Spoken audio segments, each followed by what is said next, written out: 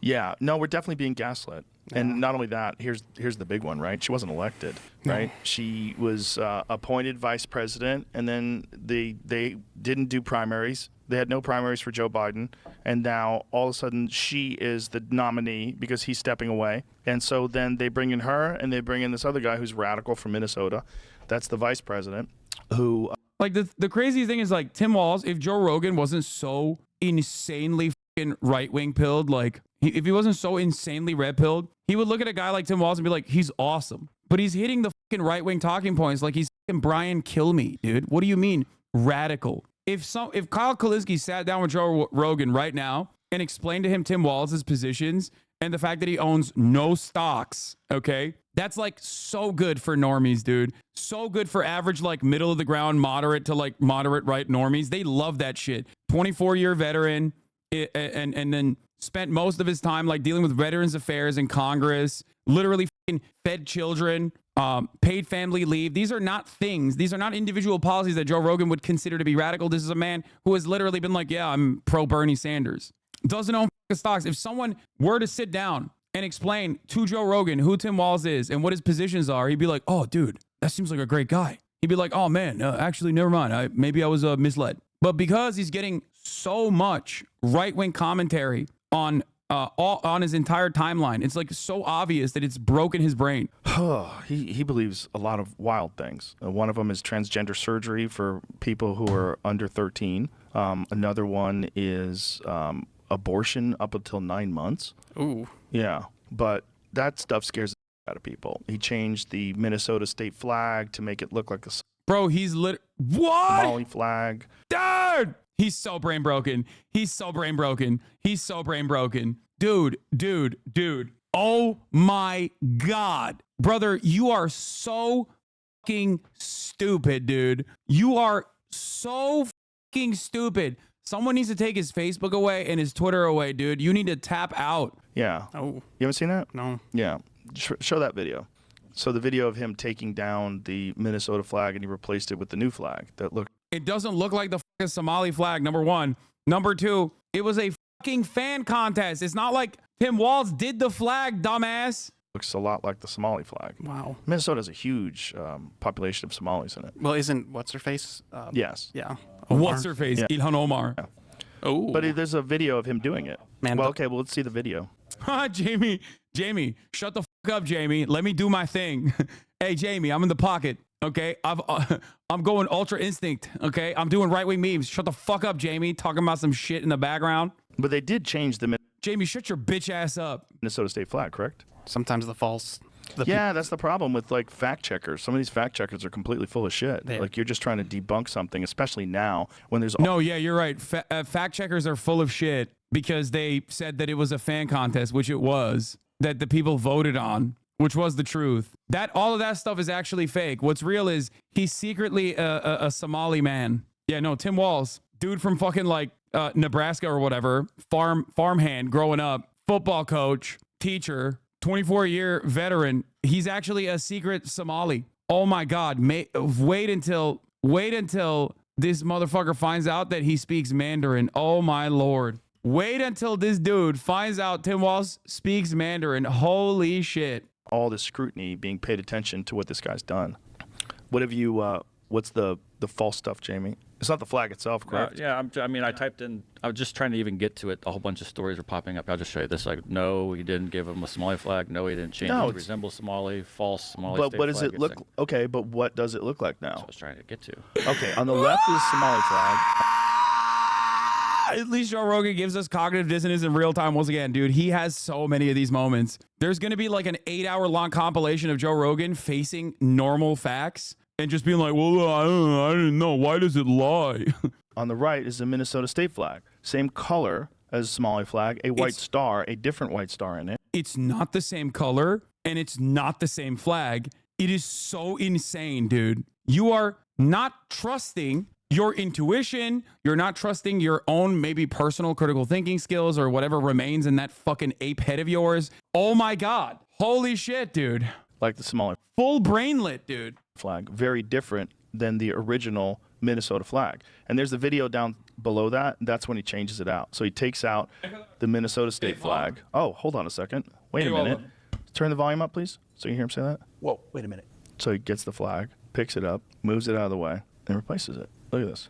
We, as a society, we're not equipped to deal with the internet. We as a society are not equipped with to deal with the democratization of information dissemination. Everyone has now become the email. So Zoomers don't know this. And Generation Alpha, if you're in here, you don't know this thing. When we were growing up, our parents used to believe it was called email chains. Chain letters, email chains. Back then, they would do like these crazy, like email this to 10 people or else like you're going to be cursed or whatever. If you don't send this to like 10 other people, if you don't send this email to like 10 other people, you'll be cursed for life. And our parents and our grandparents believed that shit, right? They did. They were scared. Luckily, there was not a broad network that actually connected all of those people who believe in that kind of stuff so that they could all get together and collectively go, no, it is real. The email chain stuff that I saw is real. But now with the internet, you're on Facebook and they fucking believe that shit. There, that's better. Is it? Why is that better? I don't know. Why do you care what the flag looks like, first of all? And why do you get to change the flag? How crazy is that the governor gets to change the flag? Like, who else is involved in that decision to change the flag? Is that what happened? I don't know. Usually it's a big event. They let people pick.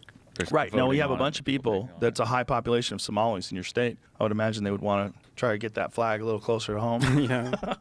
The worst incident of fact checking was the quid pro quo Joe clip. Biden brags about. Oh, I guess we're moving on. I'm going to look up the Somali percentage. Hey, guys. We did it. 64,354 Somali people got together that make up a whopping 1.25% of the entire Minnesota state population. Joe Rogan, if you have been watching him over the course of many, many years like I have, is a in real time example of what happens to your brain when you watch and read too much right-wing garbage. This is literally a perfect demonstration. Like, he has gotten progressively dumber over the course, especially accelerated post-pandemic, especially accelerated when he moved to Austin, Texas. He is a perfect example of what happens when you do too much right-wing commentary, when you read too much right-wing shit. What does it mean to be a fact checker? The problem with facts is a lot of them are very subjective. You could find one small inconsistency or you could phrase a question in a certain way and have your answer false in a different way because you're just finding some nitpicky way to look at things. I've seen a lot of that. To the point where Facts are not subjective. What the fuck? you're like, that's not fact checked at all. You guys just you're gaslighting. It's just Right. pure gaslighting. This is what it says. Who picked the new flag? State Emblems Redesign Commission tasked with choosing the new flag and seal made its No, they're lying too. They're all Somali. final selections this week, and the new design will debut next year. It follows 4 months of meetings, many spirited debates, and 2,500 submissions from the public sharing their ideas for the new symbols. This is why they changed it. He said it was problematic. Problematic. Oh, I love that term.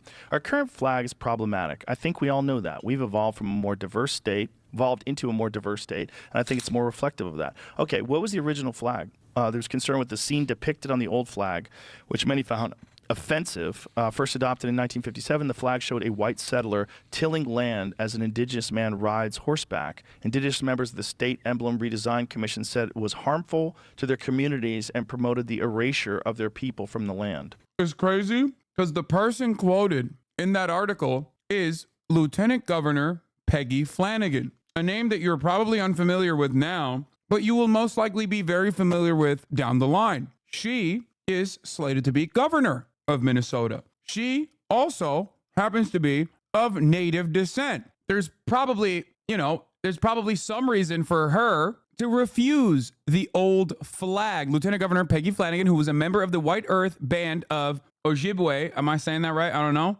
Refused to use the old flag. Okay, click on that. Let's see what it looked like. Okay. So there's very a blurry. Native American on horseback. I see it, though. And then there's a farmer tilling the land, a Native American on horseback. Problematic is Native Americans didn't really ride horses, and people didn't really till the land. Like, I don't understand I don't know why that's so problematic. You got to replace it with something that looks a whole lot like a Somali flag. Yeah. The idea does. I like that he could have just read the article, which features the indigenous lieutenant governor of the state, and I suspect probably mentions why it is considered, annoying and problematic and shitty. Might have something to do with genocide. Instead of doing that, he was like, what's problematic about it? That Indians are riding horses? Like that's what do you mean? Like, you can ask that question and then follow that up by getting an answer. Why did you just ask that question in a rhetorical manner only to just like make a joke about it and move on? Doesn't look like a Somali flag. It's kind of crazy. I mean, it does. It does. It certainly does. It's certainly the same color. Certainly also has a white star. It's just a different white star. Correct. Yeah. Yeah.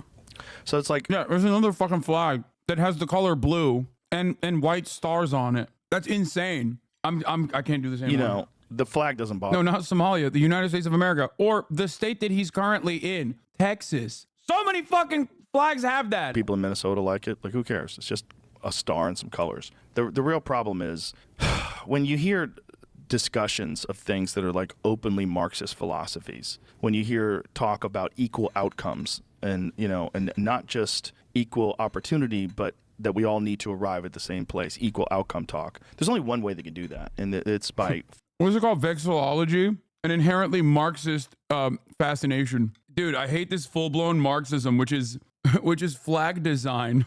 forcing you. Well, it's by everyone having nothing. Yeah. That's the only way to have things totally equal. Hell yeah. Because you Exactly. can't have everyone have everything. That's impossible. Right. There's no way. There's not enough resources.